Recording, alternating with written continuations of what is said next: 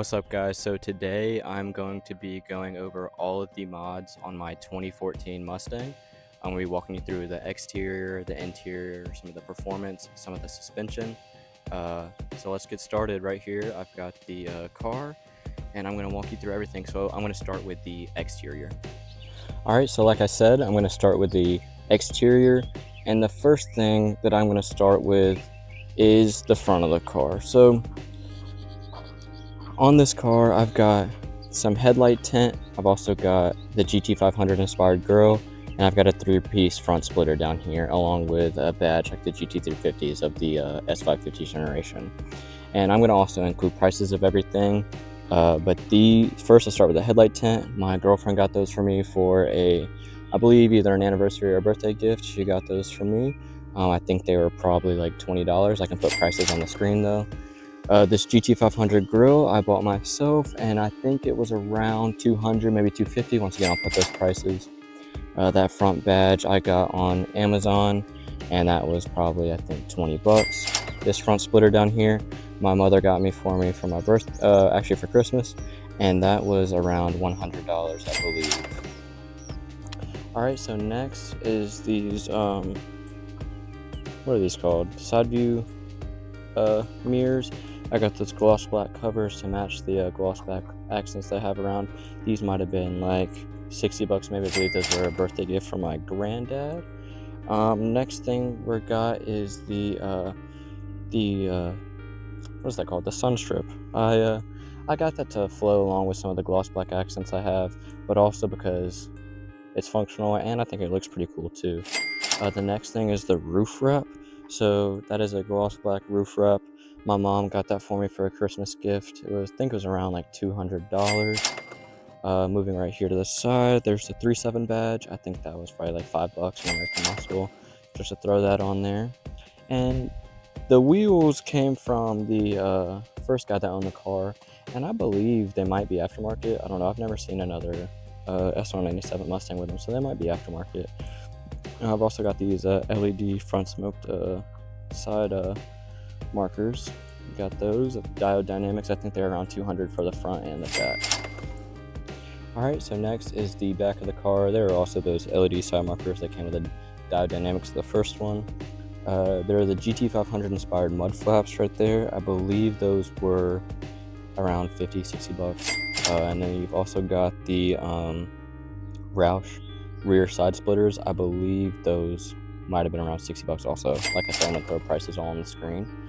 Next, we've got the GT500 inspired gloss black spoiler. I picked this up for my birthday. I believe it was $150. Next is the gloss black deck lid. I got this from CJ Pony Parts. I believe that was around $200 maybe.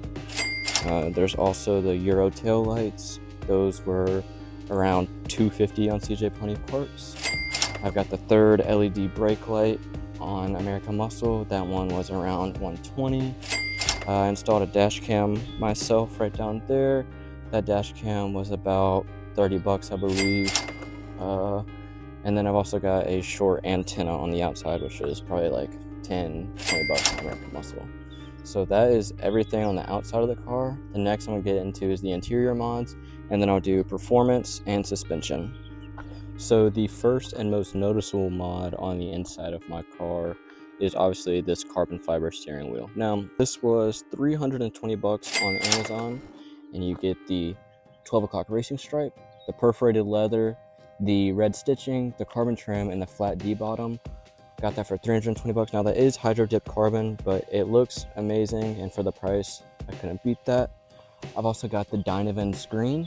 This was probably around $800 for that.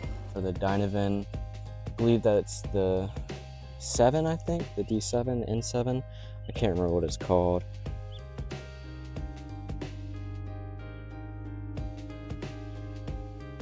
Alright, so next I'm going to get into the performance mod. So the first thing I want to start off with is this Roush intake. It is the oiled filter, the cold air intake. That was around $300, I believe. The next thing is I have a throttle body spacer right in there. And now I know that is a debated topic on if that actually does anything or not. I just picked it up because it was about $60. And You know, I don't know if it does anything for performance wise, but it does make my car sound pretty cool under around like 2,000 RPMs when I'm accelerating. There's a really high pitched whistle and it almost sounds like I have a turbo. So I don't know, that sounds cool to me. So I like it. I've also got this oil catch can. The guy before me did that, so I'm not sure how much that was. I can try to throw it up on the screen. I've got that one. I've also got a full exhaust system, starting right here with the BBK headers, the long tube headers. It flows into a BBK off-road X-pipe along with a Roush axle back in the rear. Altogether, that exhaust system is pretty expensive. I don't know the exact price, but I can try to throw that in the video. Also for performance is this SET handheld tuner I have. I have a 93 tune and an 87 tune that I run. I mainly run the 93 tune. So the first thing I have for suspension is a front strut tower brace.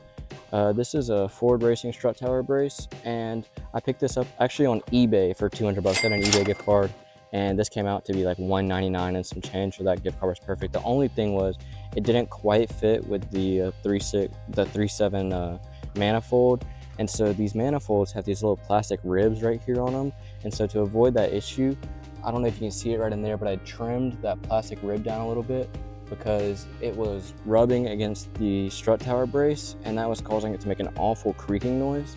And so I trimmed that down to try and get rid of that, and it worked. The next thing for suspension is, I'm not sure if you'll be able to see it through here. Let's see.